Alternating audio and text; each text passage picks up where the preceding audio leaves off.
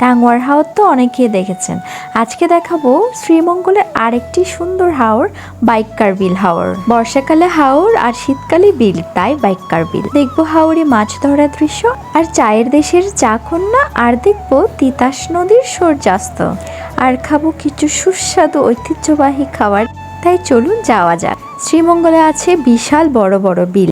খালি সবুজ বিলগুলোতে গরু চড়ানোর দৃশ্য দেখতে খুবই সুন্দর লাগছে। আর দেখছি ছোট ছোট সুন্দর গ্রাম আর নৌকা ভ্রমণ। যেদিকে তাকায় না কেন শুধু হাওর আর হাওর চারপাশে। আর আকাশের ওই মেঘগুলো এত সুন্দর লাগছে, মনে হচ্ছে রং তুলে দিয়ে কেউ এঁকে দিয়েছে। এই তো এটাই হলো বাইক্কার বিল। বর্ষাকালে এই বিলে পানি এসে হাওরে পরিণত হয়। আর এই হাওরগুলোতে নৌকা দিয়ে মাছ ধরে জেলেরা। এত বড় বিশাল এই বটগাছটার ডালে তুলে দিলাম বাচ্চাদের, ওরাও বেশ মজা করছে। হাওরের পাশে একটা জায়গাতে মাছ চাষ করেছিল, আর জেলেরা এসেছিল মাছ ধরতে। বিভিন্ন রকমের মাছ চাষ করেছে, দেখতে খুবই ভালো লাগছে। আর এই চিলগুলো এসেছিল মাছ খেতে।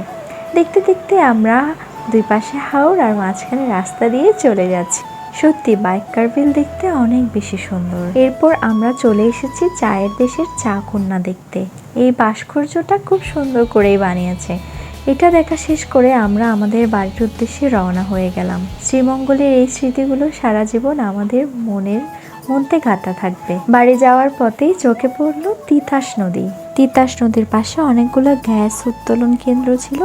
আর তিতাস নদী থেকে সূর্যাস্তটা এত সুন্দর লাগছে। এই সূর্যাস্ত দেখতে দেখতেই চলে যাচ্ছে আমরা বাড়ি।